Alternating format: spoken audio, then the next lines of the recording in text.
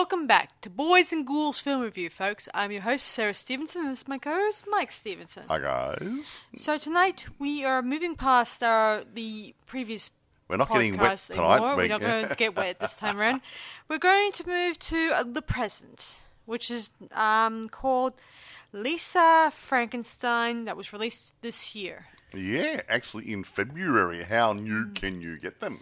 Yes, and we just previously watched this last night, just to get, I think it's Well, something we want new. to get away from wet feet and everything. I thought, After getting our flippers wet, we decided to move past that. So this one's a comedy horror in that order, in my opinion. No, it's a comedy horror, yeah. It's Yeah, a comedy with a horror theme to it. Yes. Hence the name Frankenstein. Gee, that's a negative way, isn't it? But as I said, this one has more comedy than horror. No, it's fun. It's fun. It's a fun movie. Not a great movie from the critics' perspective, but it's still a fun movie. Okay, got it? Yeah, right.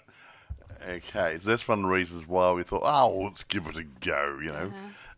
And here we go. I'll give you my usual rundown of good groovy things. Go for it. Produced by Mason Novick and Diablo Cody. Written by Diablo Cody. Directed by Zelda Williams. Okay, now the players, if you will. There's lots of good people in it, but Yeah. and the girl who carries it, Lisa, is played by Catherine Newton, a lonely girl who doesn't have too many friends. The mother was previously killed a couple of years earlier by an axe murderer, and she was there when it was happening. Very, very Gross. nice. Cole Sprouse plays the creature, a Victorian-era man who is resurrected from his grave by lightning. Ooh. And we don't have a name for him. The creature. There you go. That's enough. That's good enough. That's enough. But I usually call him either Victor or Vincent. Okay. Anyway, fine. moving on. He still doesn't have a name. Lisa Soberano plays Taffy, Lisa's stepsister. There's a guy called Henry Eikenberry plays Michael, Lisa's crush. Now, a couple of interesting people here. Joe Crest plays Dale, Lisa's father and Taffy's stepfather. And Carla Gugino plays Janet, Lisa's stepmother and Taffy's mother. I won't go into the other ones there. Okay, they're the basic players in this little film. There are a few interesting bits Sarah will probably tell you as we go along the way. Yeah. I won't give too much away at this point in time. Before we begin on this one, guys, hang on, sorry, I forgot. Budget, 13 million, box office, 9.9. But it's only early days, and maybe still running somewhere, and it's gone home media and stuff. So it might still make some serious money. Yeah. Before we dive into it, guys, I wanted to tell you guys the girl who plays Lisa, she reminds me a little bit of the actress who played in 90210. Shannon Doherty. Yeah. She has the wide eyes, her hair, but not similar totally, body, similar face shape. Well, that's what she thinks anyway. In my opinion, she does remind me of that, and I thought she did look dead on similar, even though she was brought up in the 80s, so it's not far gone when you think about it. Well, there you go then. I do like this one because it does have the 80s look to it. It doesn't say when it's based. Oh, no, sorry, in 1989. There it is. It's actually set in the 80s. Yeah, Well, there, what a good pickup. Because of the punk rock hairstyles, or not really punk rock because hairstyles. Just gothic. Just this, no, not gothic. I was referring to the hairstyle in general. Oh, okay, like right, the big hair, that's not gothic. Big hair's not punk rock either. That was the culture of the 80s. Big hair ain't punk rock. I know that, but there was even a picture in the background of that, which makes me think of Elvira, which makes me think of her hairstyle that was very similar. Very similar. Anyway, it was the sort of the theme for those hairstylish days. I mean, big bouffant hairstyles. Although when I think about those hairstyles, I think sometimes there's always fashion don'ts in those eras because those hairstyles could go horribly wrong if you have the wrong hair style. Do you want to tell a story? Yes. Or we get into a fashion show? Sure. So right. Lisa. Well, actually, before we get into Lisa, we meet this. We get interesting credits, which makes me think of a cross between Tim Burton's style and the shadow puppets from those old Nightmare days. Before Christmas, that sort of stuff. Yeah. This makes me think of one of those things, and it takes place in Victorian times, and we see a young man who is a piano player having this interesting life, and he fell in love, and then he died, and then when very young, and then we cross over to many years later in this abandoned graveyard, and this girl who's fascinated by his gravestone. It has a statue on it, and all the other gravestones just have ordinary, the etching stuff, all that stuff. So she ends up tracing the thing, and then we cross over to her home life, where she's living with her stepmother and her dad and her stepsister, and her life is not, very, very ordinary, obviously. She is disliked by her stepmom, which makes me think of Mary Shelley's relationship with her mother. Her mother passed away when she was younger, and her dad married a nasty woman who didn't like Mary Shelley, and yada yada yada. Yeah. Which makes me think of that a great deal, because there's a lot of Easter eggs in this that make me think of the real life story of Mary Shelley, obviously. Anyway, so moving on. So she lives with her family, and her mother, late mother, she was killed by an ex-murderer, but 2 years prior, and which we don't know the identity of. And everyone who's everyone's moved past it. It's like those old movies where someone died, must move on. Here we go again, and stuff like that. And so anyway, Lisa has been torn out of her old school, taken away from her old home life, and is thrust into this new life, obviously. And she feels like she's not fitting in with the circle of this community. Circle of life. Everyone likes Taff, who is a very popular cheerleader type. You know what I mean? Taffy, yeah, whatever. Yeah. Anyway, she gets invited to a party with her sister, and before she head down there, she's offered to use the tanning bed. Yeah. Which is broken. Well, it has a bit of a electrical short in it. Yeah. You see her at setting, don't you, guys? Uh-huh. So she almost got electrocuted in it, but luckily it's on a low setting. Yes. So they head to the party, and there she gets drugged by a drink, obviously. Someone handed a drink. Well, no, she grabbed a drink, but it was laced with some sort of drug. I don't know. It was really a good hallucinogenic one, really good. We get a lot of filters in this one, which is I often think was pretty cool. In some of these horror movies. Had nice ambience and atmosphere, has it? Yeah. She gets queasy, and then soon enough we transport into the graveyard where she often... No, wait a minute. She almost gets sexually molested by a guy called Doug, who plays a role a bit later on. Yeah. He was very handy. Well, not really handy. He was handy. Yeah. Anyway, she then goes to the graveyard, and then she heads back to her place, covered in mud and dirt, and just passes out. And then we hear in the graveyard... You're glossing over the graveyard, but the guy's grave she often goes to because she's sort of secretly in love with this guy who died 100 years ago or something or other, and she sits there and talks to him a lot. Yeah, she even says to him when she was totally out of her brain that she wishes to be with him. They could be together. Yeah. Yeah.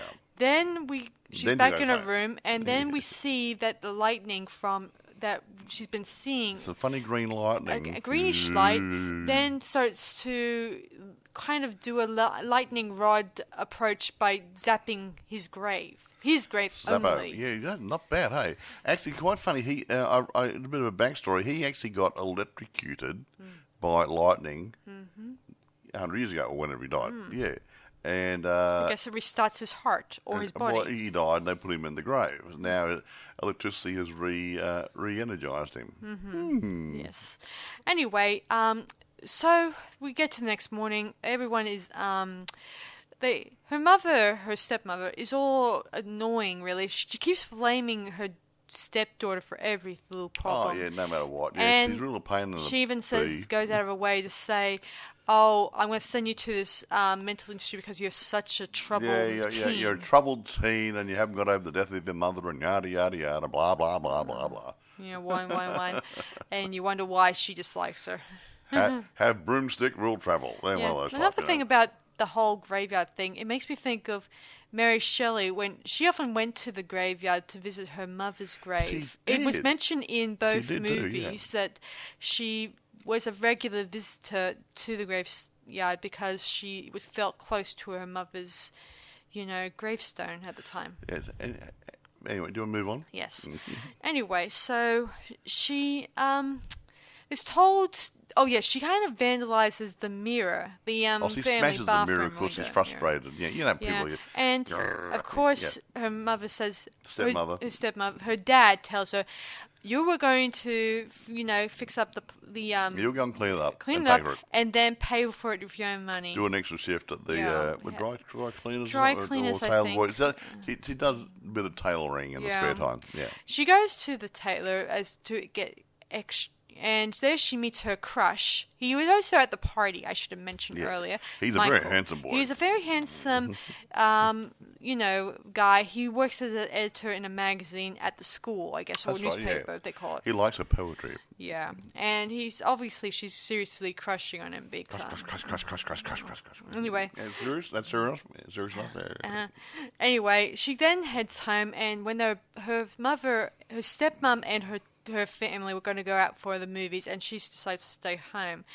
And of course, her mother's like, that she should spend more time. And Tiff tells her she's probably exhausted from sitting on her rear, sewing, How can you be tired?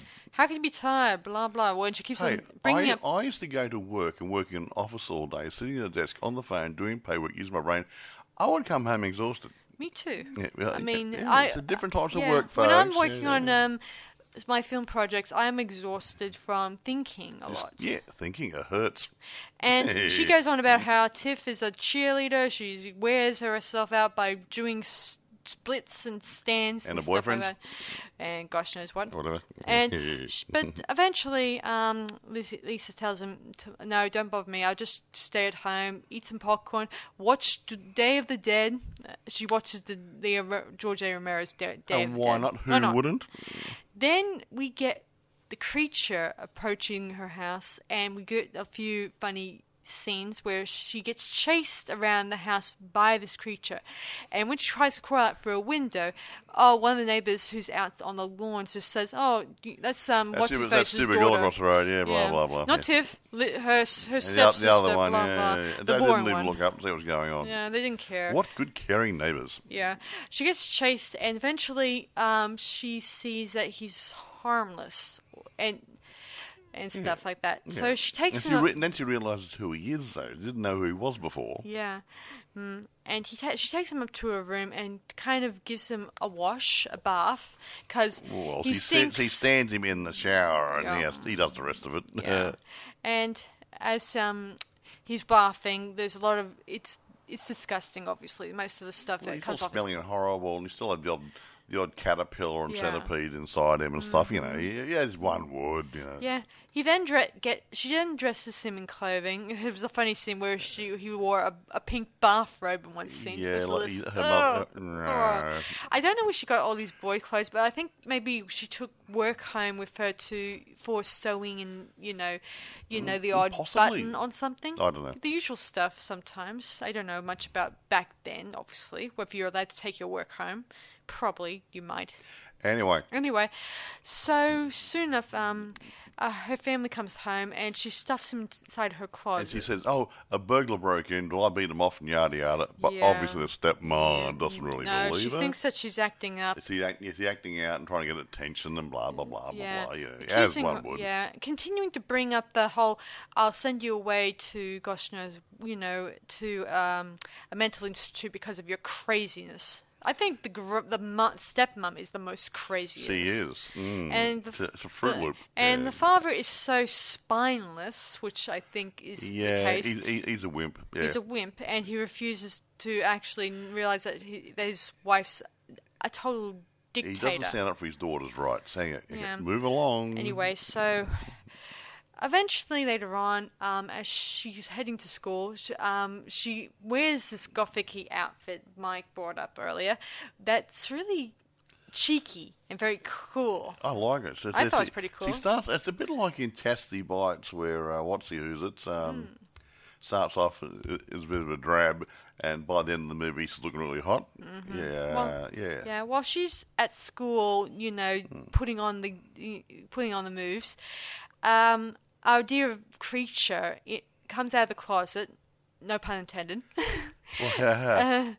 And starts exploring the house. While the mother, who's just hanging around the house, eating her cereal, listening to her Walkman. Yeah, Walkman on it. So he couldn't hear any noise behind her. Yeah. But he didn't like her, so he had a worm inside him, Yeah. and he coughed it up and dropped it in a cereal. Yeah. Who wouldn't? She does eventually discover the worm. I also thought it was a maggot for a minute because the that was so much cooler. You know the part about which she blamed Lisa, who was again. actually at school. So how the hell could she come home really quickly and drop a worm into the cereal? She probably thought she ditched school and just dropped it in Yeah, her just to well, you know. tick her off.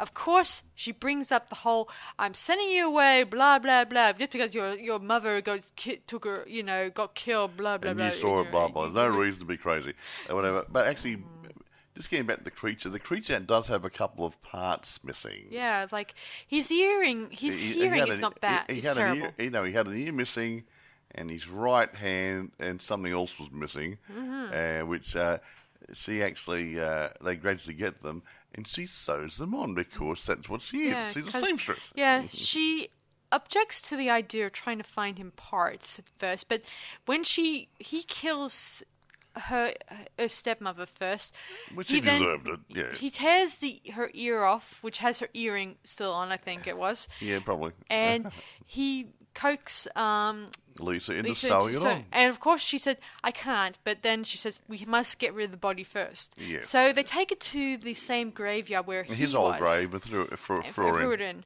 Didn't even cover up. Yeah. Anyway, they then head back and then sew the ear on. Of course, it doesn't work. Yeah, and now you thought about the old faulty sunbathing. What do you got? The tanning bed. Tanning bed. And that had electrical fault. So she took him down there and bunged him in and turned on, gave him a bit of a zap. And guess what? It worked. The ear worked. Of course, Yeah, the not ear bad, works, hey? and part of his flesh starts to, I guess, come back to life. It started to regenerate a bit. So after one day, Sarah looks a tad better. Yeah. She then realizes that she wants to help him, and so she decides to do the same to Doug, the guy who hit it on at the party. So she sort of gets him And they take him to she takes him to the graveyard, and under the pretext of making out at the graveyard. Yeah. He then gets, let me see, he gets his hand knocked off. Well, yeah, the creature had a knife or a machete and cut his hand I think off. it was an axe, a An small axe. Small hatchet, yeah. A small axe. And he went there and he cut his hand off at the wrist. And he tried to run away, and what happened to him? He threw the axe right into his back, or his back of his head or something. We didn't actually see it, but stopped him dead in his tracks.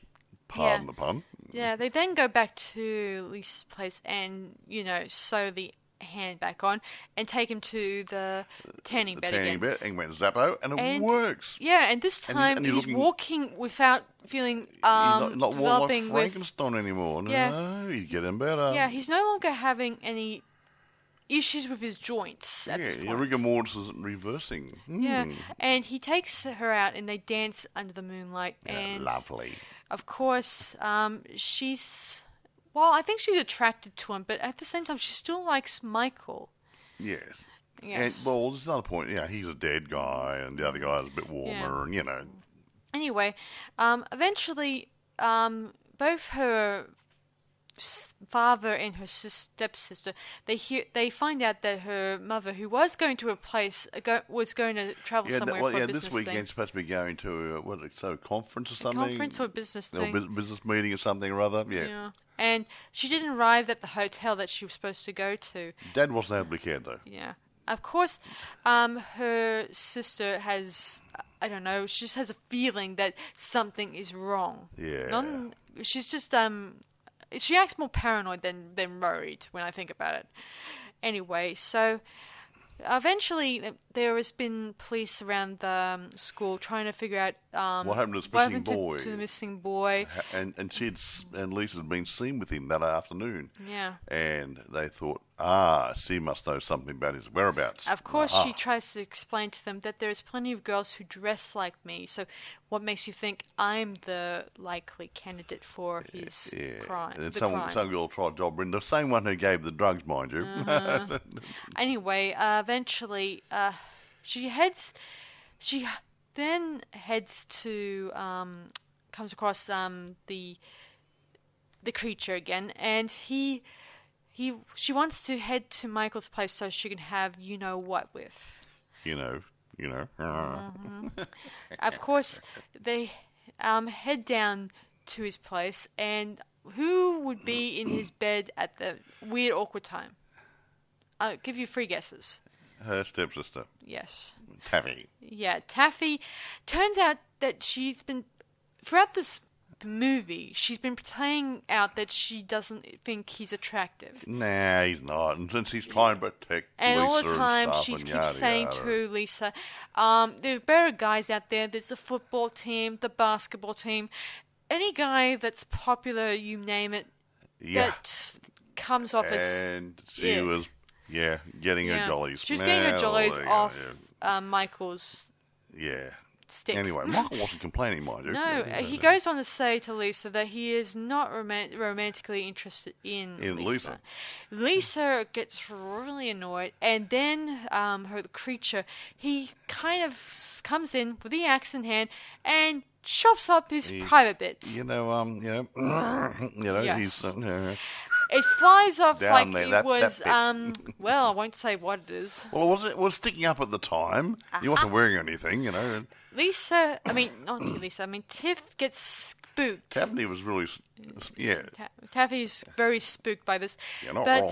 And the creature heads off, and of course, Lisa takes Taff to her car and tries to tell her that how much she likes her and how much she's not like her stupid mother. Anyway, she gives her a cross, her crucifix. I think, what, a rosary bead? Rosary bead, and sorry, puts her around my her bad. neck or something rather. Whatever. They belong to her late mother, I think she Yes. said it was. And so she heads to the graveyard where the creature is, and she begins to realize that she does love him and doesn't want to kill him. And so they head back to her place, and Stitch is private on. Yeah, his bits and pieces are coming together now, yes. Yeah. Then they zap it into in the life. machine again. And then they have a moment of pure sexual enjoyment. It must have been good. And later had that on, one for about we 100 years. hear Yeah. police sirens indicating that they're both going to be charged for murder and stuff like that. And so they then go to where the tanning bed is, and she steps inside it, which indicates that she wants to join him in death. So he turns up the full juice, and zaps the crap out of her. Yeah, literally. And the whole entire shed, which is where Burns the tanning bed sets on is fire and burning. everything else. And her father watches, totally freaked out by this. And later on, we see him and Taff just putting flowers on her grave, which says, she's dead, all that stuff. And they remark about how sad it was that she's gone, and they then go off into to see Taff's mother's dead body, obviously, or, well, her in the grave, obviously. Then Taft notices something on the grave, which we later see that it says, scribbles, beloved wife, on Lisa's grave, which indicates the creature scribbled that there. Yeah. Ooh. Then we cross over to the creature, who's now speaking in a normal voice. Yeah, we don't know how he got his tonsils back. Because the rest of the time he kept grunting, groaning, just like a Frankenstein monster. He doesn't even say firebird or anything. Nothing. No. He starts quoting poetry from Percy Shelley, and we Actually, see... the thing is, Percy Shelley's To Mary. So it must be a poem called To Mary. Yeah. And then we see on his lap, they're in a bit of a park, and we see that Lisa is bandaged from head to foot. From the burns, and indicating that she has now been resurrected and now is like a creature like him. Yeah. And whom I think they'll probably get some new parts for in the near future. I think so. There must be because now she's in a life. We had a second-hand shop and got a second-hand, didn't he? Quite right. But I like to think that this is... Anyway, the story fades out. The end. That's it. I think it's not a bad story. It's not one of my top favorites, but it's up there amongst the... It's funny. Humor and the fact. I like the fact that they used the tanning bed, which comes off as, even though... not very believable, but I think it does seem believable enough that would bring use. Well, it's an interesting idea, using a tanning bed to bring the person back to life, and it does seem to be a lot more creative how they did this one. Obviously, I do think it's a really a good approach that I don't think too many people would have come up with, in the past. Okay. What is it, Mom? I'll just read some notes here. I didn't know. I believe it was filmed in New Orleans area. Wouldn't have picked up on that one. I wouldn't have picked. But then again, there was... I think that they made the fake graveyard would have been...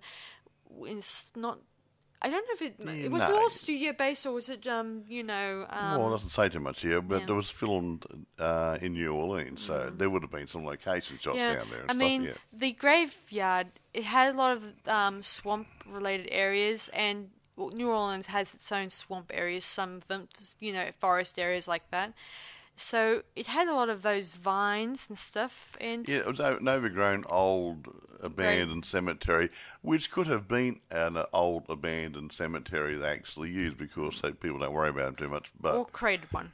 But it could have been made up. But you had all the weeds and vines and stuff. So it looked pretty good. Not too difficult to actually plant fake gravestones for a scene. But I've done it. Gosh knows how many times. Yeah, you had one and a couple of small ones. Yeah, in the background. Yeah. I was lucky. But you had to fertilise all the grass and weeds and vines to make them grow, did you? No, you didn't. You had some freshly mown lawn. Okay, here we go. Didn't have a big run. Less than a month, or about a month of out on home media. I see. Maybe, I don't know.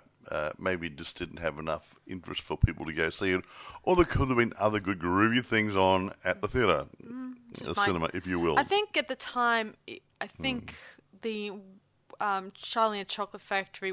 I mean, not Charlie and the Chocolate. The Wonka movie that was still on at the time. So my money would be that more people would be more interested in that type of movies. What am I going to say? That one or that one?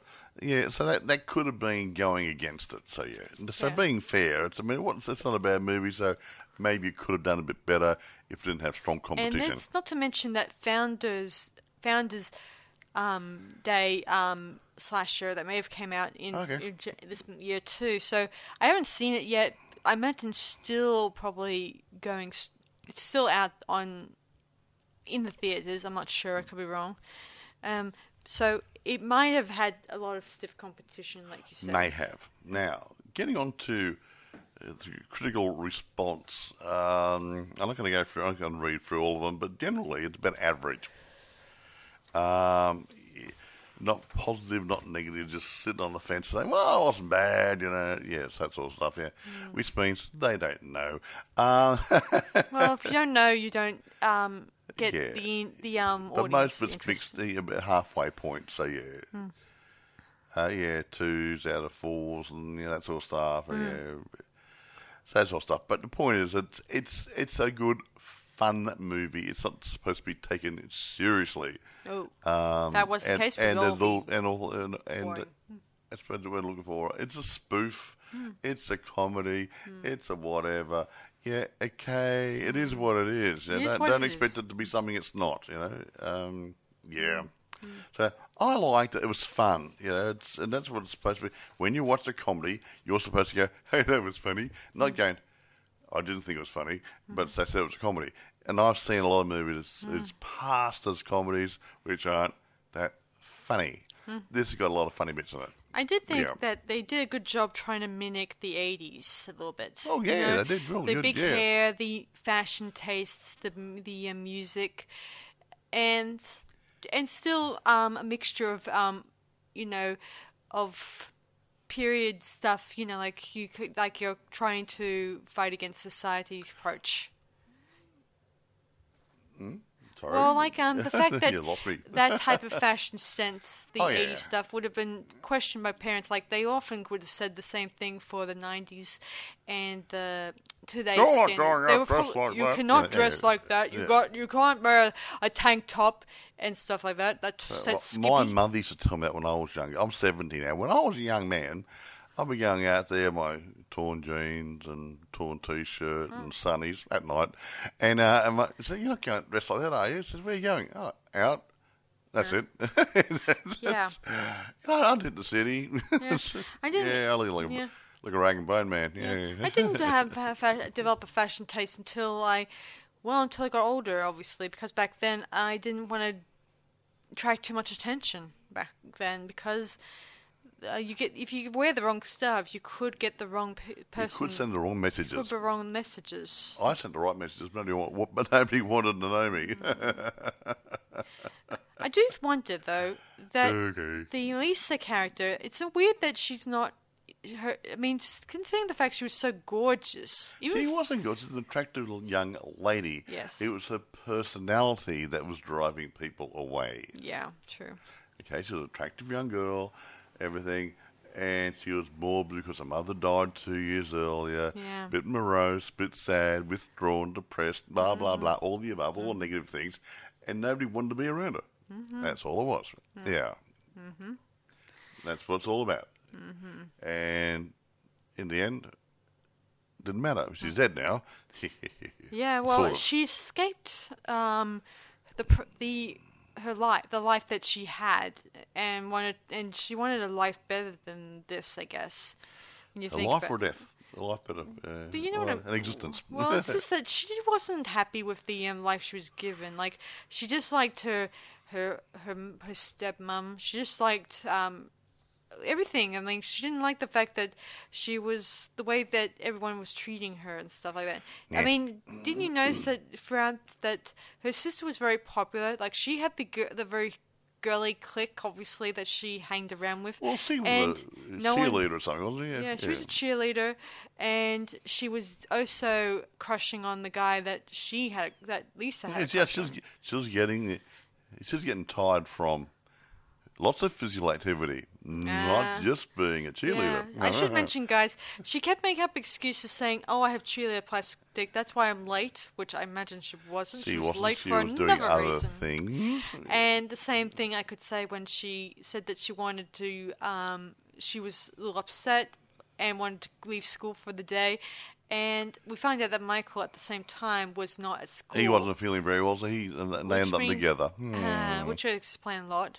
I mean, there is hints that Michael preferred Taff over Lisa. Well, sexually anyway. Even though they pretended to not... She means nothing to me. Yeah. Shut up. Yeah. Well, you said no. Go away. Leave me alone. Yeah. I mean, when you get a guy smiling at you, you think that sends out all the wrong signals, gives you, or even all the right signals. So to some people, Lord. I mean, in movies, they often say if a person acts nasty to another person, it's because they like each other. Not always. Not always, but... You're trying to make something go along now, are you? I'm just saying that in the formula for movies is that when a girl pretends when a guy pretends not to like a girl, sometimes he really secretly likes the movie. Or a girl pretends to say, he's a sleaze. Who would like a guy who wears a leather jacket with greasy hair? But secretly, she not telling her friends that they're hooking up together. Exactly. And it's wink, nudge, nudge, say no more. It's an ongoing thing in movies that happens, obviously.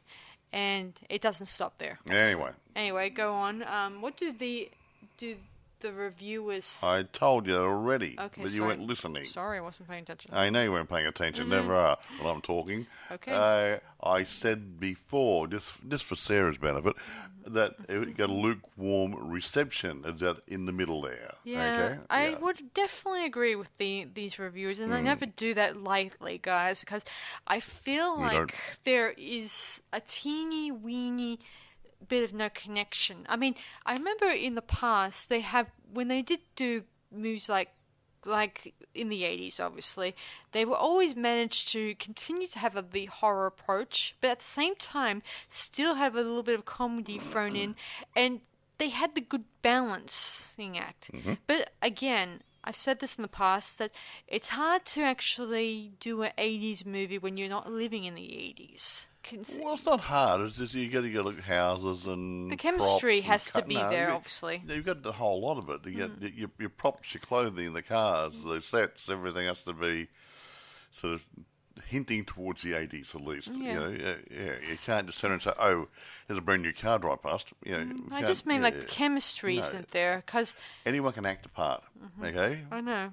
But the point is, it's all the other stuff. Yeah, it's just that when you look at a lot of 80s stuff, like if you guys watched, let me see, Fright Night, the movie I'm referring to, not the maze thing at the movie world, but other type movies during the 80s, you could feel the 80s in there, because no doubt there's the fashion stuff, but most of the time, some of the people in the 80s, they dressed really downwards because they were so casually dressed, because... We were. I was there. Yeah. I was really casual. Yeah. Still am. And some of the girls didn't come off as very, very, very, very cute. Maybe I like them. Maybe some for that period would say, "Oh, she was very cute back in when back then," but now Mum was cute. Mm-hmm. I married her in '79, just before the '80s. Yeah. Funny, but again, as I said, the look for those when people try to copy the type of style back in the day, it's. I don't know. I mean, whenever I was thinking of this movie when I was watching this movie, I kept thinking about the Return to the Living Dead look, the first movie with Tom. Oh, that one. And in that one, they kind of wore the punk rock type clothing, and you could see the very curly and over the top hair, the very big hair look. It was quite, and of course, everyone wore something that looked like they were out of a flea market. The poor fleas. Where did they get this stuff from? Yeah, even though that was the period, you dress up your clothing, try to make it ripped apart, damaged, and of course it would be a clothing that would tell your parents to phone the police. I must admit, when she changed the image, she looked pretty hot, yeah. I thought they had... I think they chose her for that reason, where she looked a bit dowdy, and then she could tart herself up and look good, so yeah. Mm-hmm. But he looked good. Yeah. Yeah, he started off looking horrible with his makeup on, but he took the makeup off. He's a good-looking man, so yeah. Yeah, as he goes, it starts off, he looks like just a rotten-out corpse at the beginning, and then as he gets zapped by the tanning bed, his skin became more clearer, like more natural. Who needs skin cream? And the rest of the time, you could tell that he's starting to slowly come back to life. Exactly. And I guess when he got those joints attached to him, I guess they became... Well, I think that either it has something to do with the joints, connection there, maybe, or the fact the tanning bed was kind of helping his joints to get back to normal. Exactly. I think there's a connection, obviously. But again, it's implied. It's okay, implied. move along. Anyway, so I don't know if I have anything else to add to this one because there were so many Easter eggs in this movie, mostly to do with the 80s and mostly to do with the whole Mary Shelley. Well, actually, a lot of things on TV program, didn't they have one of the yeah, the Day of the Dead. Day of the Dead. George A. Romero's one. Was there something else on? I think there was. Let me see. I think it was Paint. An artist show. I can't remember the name. Yeah. Obviously, I know which one I'm thinking of. On the TV, had a couple of horror movies playing in the background. Which had that same general theme to it. There was also, I think, as a bit of sort of locks in, it gets noticed but doesn't get noticed, was the whole silent movie thingy wings. Put a bit of yeah.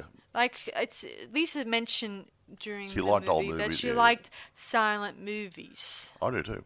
Some movies are not too bad, especially Douglas Fairbanks ones. They're pretty cool. Metropolis is one of my favourites. Yeah, I think that it mentioned the Journey to the Moon one. I think Neil did that one back in the 1800s. Yeah, it was mentioned in the animation, and there's a bit of animation when they did the sex scene in this movie. Yeah, it was implied images that indicate. Yeah, she didn't see anything, but had two people sitting on a rocket. Mm-hmm. Yeah, heading towards the moon, and poked him in the eye. Poked him in the eye, and then they float down Well, I won't go into details because that's whatever. That's so. Anyway, hey, I just noticed something. What? You know that little guy, Doug, who got his hand cut off? Oh yes. His last name is Romero. Oh, that's clever. No, his real last name is Romero. I wonder if he's related. I don't know. George's grandson or something or other, or great grandson, or yeah. Is it mentioned there?